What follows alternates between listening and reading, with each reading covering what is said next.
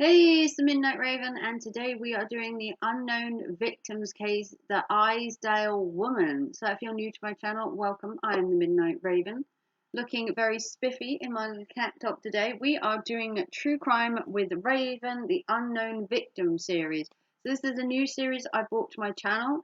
I believe there are 5 or 6 cases in total in this little mini series, and today we're going to look at another weird and unusual victim who still remains unidentified. So let's get into this. So, located a short drive from the city of Bergen on the west coast of Norway, the Isdalen Valley was known as a ritual spot for ones who took their life. And this is a very somber story. This place was used in medieval times for people who wanted to take their own lives. But something more suspicious would occur in late 1970 in this Isdale Valley, where a woman's body was found burned.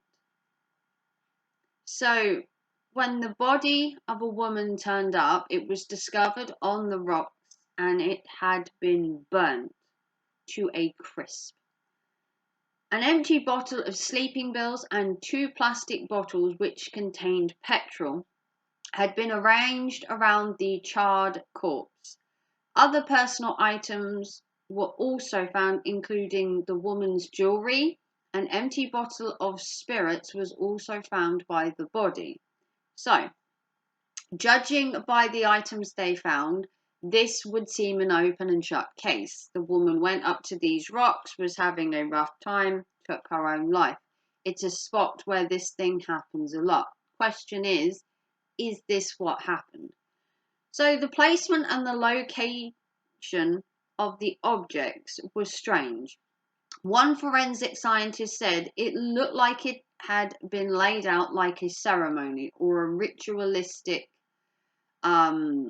ritual. The police investigation into the death of the Isdale woman, which is the nickname this woman was given, the Isdale woman or the Isdale lady, yielded many leads but failed to give the woman a name and an identity. Forensic scientists would perform an autopsy. This ruled that she had died from a combination of carbon monoxide poisoning and the ingestion from around 50 sleeping pills. But it also revealed that she had received a blunt force trauma to the neck and her fingerprints had been sanded away to prevent her being identified. Does that sound like somebody that went up there, had a couple of bottles of drink, took some sleeping pills, and thought, I'm going to take my own life? But before that, I'm going to bash my head in repeatedly to create trauma, and I'm going to sand off my fingerprints. Anyone else thinks that's just strange and that this doesn't sound like she took her own life? I could be wrong.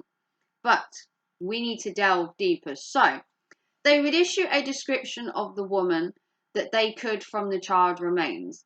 They said she was around 5 feet tall, long black hair, brown eyes, and possibly aged between 25 and 40. No one came through when this clues were given to the woman's identity. This was a basic forensic compilation of what they thought the woman would look like and her size and everything, and it still gave nothing. No one from the public came forward. So the woman had been a guest at a number of hotels across Norway, they believed. There was also 2 suspicious suitcases found at the Bergen train station, where all of the labels in the clothing had been cut out. Every time this woman had gone to a supposed hotel, she had checked in with a fake name and a fake passport. She seemed determined to keep her identity a mystery. But why? So, many theories would pop up to someone who wanted to remain under the radar. Was she running away from a bad relationship? Could the woman have worked in an intelligence service? Could she have been a hit woman? Could Could she possibly have been working for the Israel Mossad agency? So, many theories were looked into. The death of the woman eventually was ruled that she took her own life. But with all the suspicious nature of the placing of the objects, the trauma on the head, how could she possibly have took her own life and staged the scene so perfectly? So the forensic scientist looking at this really didn't believe that she took her own life. It obviously seemed like this woman had been attacked. She had blunt force trauma. They'd given her sleeping pills to cover up the fact that she'd been attacked. They then burnt her body, took her fingerprints away so she couldn't be identified. If anything, this is like a targeted attack because they knew to take her fingerprints. They knew to give her sleeping pills to make it look like she killed herself. But the trauma on the head, why would she hurt herself in the head, then take sleeping pills, sand off her fingerprints, and then take her own life? It's just too crazy for words.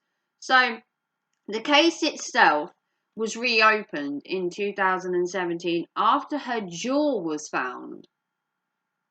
After after remains of her jaw had been found and a fresh analysis was performed. But the only thing they could get from the jaw was that she had lived in Germany around the 1930s and had at some point moved out of the country and possibly gone to live in France in her early life. So they had little to nothing to go on. They have some charred remains, some sleeping pills, a possible idea that she once lived in Germany, but how many people could that be? I mean, it's hard to get analysis from charred remains unless you have like DNA, and fire is a good way of hiding DNA. If you want to hide DNA in a murder, burn the body or stick the body in water. Or, crazy enough, embalm the body, breaks down the DNA and leaves you little to nothing to go on. The same with water and the same with burning something. So, serial killers out there, we're on to you. So, 50 years after the death of this woman, her identity still remains unknown. No one has ever come forward with her identity. No one has ever come forward with a woman that is missing that may fit this description. The case is still open and it is being looked at over time. But after 50 years, could this real woman's identity ever be known? This is the unknown victim, and this is the Isdal woman. Thank you for watching. I hope you enjoyed this case. Let me know down in the comments below. With the fact that this woman received a trauma to the head, had her fingerprints apparently sanded off, took 50 sleeping pills, went to this mountainside and left herself by the roadside in a ritualistic spot where people took their lives, and managed this all by herself.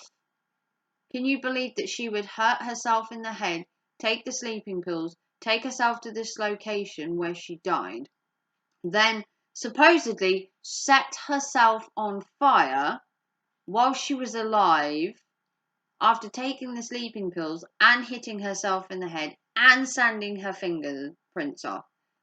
Does that sound like something she would do? Because it doesn't to me. This case to me is clearly a murder case and should have been looked at in more detail. Should have been looked at, but that's just my opinion. Let me know down below, do you believe she took her own life or do you believe she was murdered? I have to say she was murdered and this should have been looked at or reopened and it should have been gone through many, many years ago, but that's just my opinion. This is True Crime with Raven. This is the new mini-series within my true crime videos that I'm doing. This is the Unknown Victims, the Isdal woman. If you want to help support the channel, become a member behind the scenes for new videos every week. If you want to also support the channel, a PayPal gives me direct money and I receive all of that. Or if you want to give me a super sticker so YouTube can take 30%, then please do so. But everything goes into my research Follow me on Instagram as well for videos on there. None of the videos on Instagram are really true crime, but if you just want to see about me in my real life, then check out that as well. And I will see you all very soon for another video. This is True Crime with Raven. Take care and thanks for watching. Bye, guys.